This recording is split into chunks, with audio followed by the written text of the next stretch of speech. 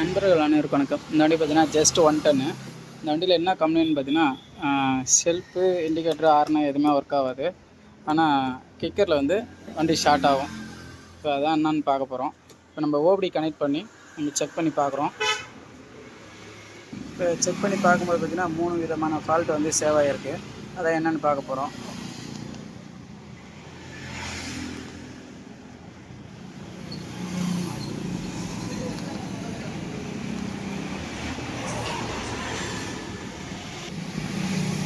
கிக்கரில் வந்து வண்டி ஷார்ட் ஆகும்.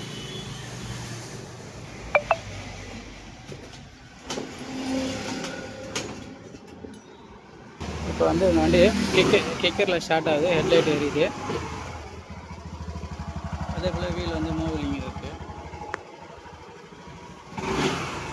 இப்போ இதில் என்ன பண்ண போகிறோன்னு பார்த்தீங்கன்னா, இதில் இருக்கிற ஃபால்ட்டை வந்து கிளியர் கொடுக்க போகிறோம்.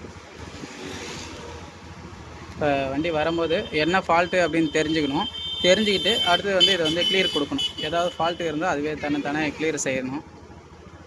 இப்போ வந்து கிளியர் கொடுத்தாச்சு. இப்போ பார்த்தீங்கன்னா இதில் வந்து கிளியர் கொடுத்தாச்சு. ஏதாவது ஃபால்ட் இருக்கான்னு பார்த்தீங்கன்னா நோ வெஹிக்கிள் ஃபால்ட் அப்படின்னு வந்துருச்சு. ஆனால் இதில் வந்து ஃபால்ட்டு இருந்தாலும் அது நம்ம ஏற்கனவே வந்து அவங்க ஷார்ட் ஆகலன்னு ட்ரை பண்ணியிருப்பாங்க.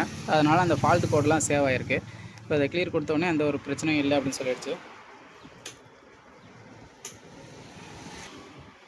வண்டியில் பார்த்தீங்கன்னா கிளியர் கொடுத்தாச்சு. கிளியர் கொடுத்து எந்த ஒரு ஃபால்ட்டும் இல்லை அப்படின்னு சொல்லிடுச்சு. ஆனால் இதில் பார்த்தீங்கன்னா எம்ஐ லைட்டு எரியலை. அதே போல் ஹார்ன், இண்டிகேட்டரு எதுவுமே நமக்கு வந்து ஒர்க் ஆகலை.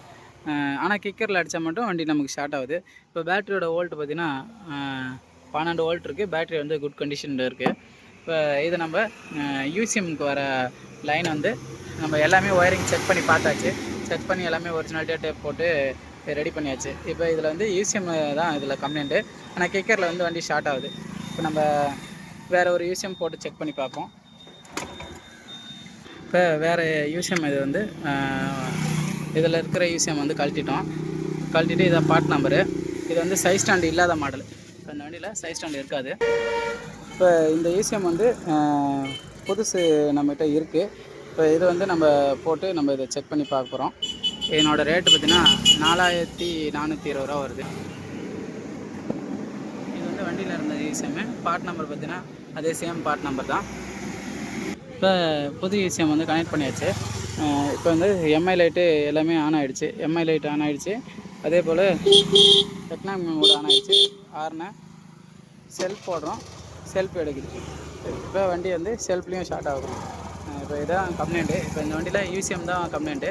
இப்போ இந்த பழைய யூசிஎம் வந்து நம்ம கம்பெனியில் கொடுத்து இதை வந்து பேர் பண்ணி பார்ப்போம். இதே வந்து அப்டேட் பண்ணி ஓகே ஆகிடுச்சு அப்படின்னா இந்த யூசிஎம்மே போட்டுடலாம். அப்படி இல்லை அப்படின்னா புதுசாக யூசிஎம் தான் மாற்றி ஆகணும். நன்றி. இந்த வண்டியை வந்து ஃப்ளாஷ் பண்ணுறதுக்காக கம்பெனியில் ஜாப் கார்டு போட்டு வண்டியை விட்டுருக்கோம்.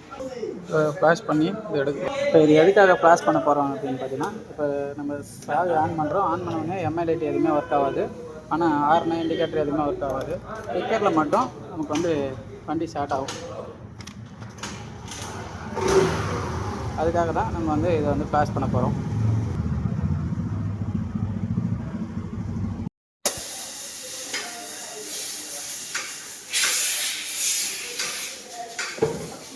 நண்பர்கள் அனைவருக்கும் வணக்கம். இந்த வண்டி பார்த்தீங்கன்னா ரெடி ஆகிடுச்சு.